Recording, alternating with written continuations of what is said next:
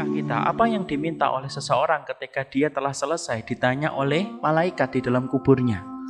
Maka kemudian dikatakan oleh Rasulullah dalam riwayat Barra bin Azib, kalau seseorang itu telah selesai, ketika dia telah didatangi oleh para malaikat, di mana malaikat itu bertanya kepadanya dengan 3 pertanyaan.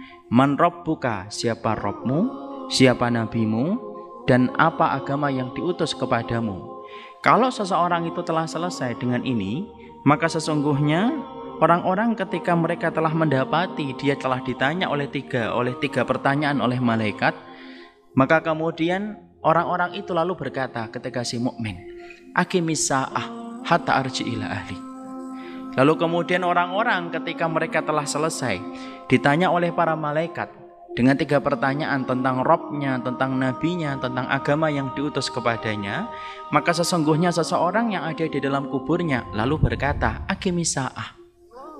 Kalau tadi minta disegerakan untuk bertemu dengan alam barzah, ketika dia sudah selesai berada di alam barzah, ketika dia mendapati mampu menjawab pertanyaan yang diberikan oleh malaikat dengan pertolongan Allah, yusabbitullahu alladhina amanu bil qawli tsabit fil hayatid dunya wa fil akhirah. Allah teguhkan hati, Allah teguhkan lisan orang yang beriman dalam kehidupan dunia dan di akhirat. Salah satunya ketika dia mampu menjawab pertanyaan para malaikat di alam kuburnya. Selesai, dibukakan pintu antara dia dengan surga, didatangi dia dengan orang yang begitu tampan dan rupawan yang berkata, ana amaluka salih, saya ini adalah amalmu yang salih.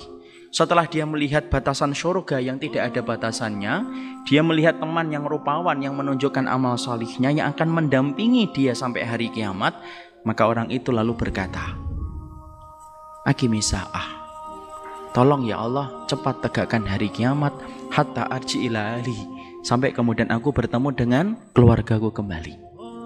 Jadi ini menunjukkan kepada kita, Masya Allah, sesungguhnya kenikmatan bersama dengan keluarga itu kenikmatan yang besar. Sampai ketika orang itu pertama kali ketika mereka telah mampu menyelesaikan ujian di dalam alam kuburnya, setelah dia mampu menyelesaikan ujian di dalam alam kuburnya, barulah dia teringat dengan keluarganya.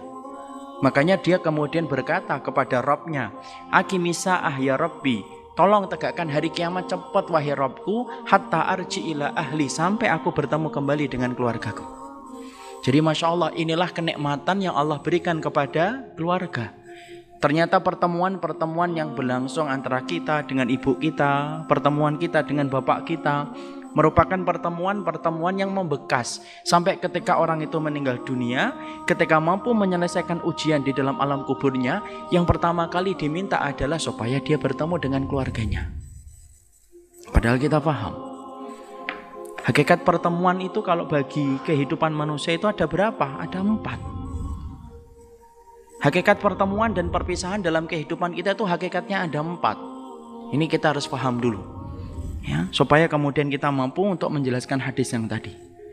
Hakikat pertemuan dan perpisahan kita itu ada 4. Yang pertama adalah bertemu di dunia tetapi tidak pernah bertemu di akhirat.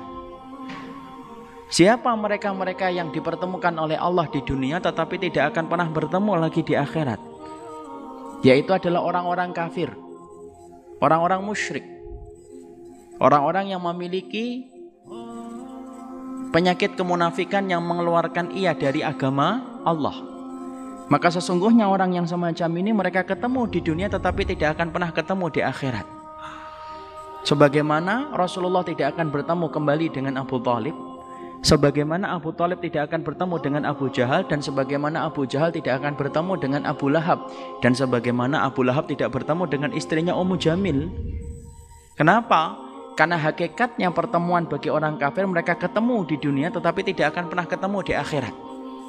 Makanya Allah berfirman di dalam surat Al-Ma'arij, yawaddul mujrimu law yaftadi min adabi yawma idzin bi banihi wa sahibatihi wa akhihi wa fasilatihi allati tu'wih wa man fil ardi jami'an tsumma yunji.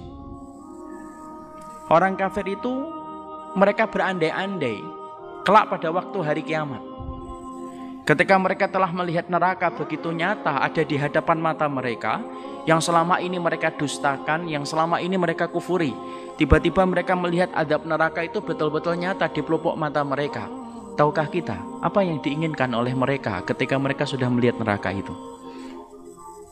Orang-orang kafir lalu berkata, "Lau yaftadi min adabi yauma idzin bi banihi."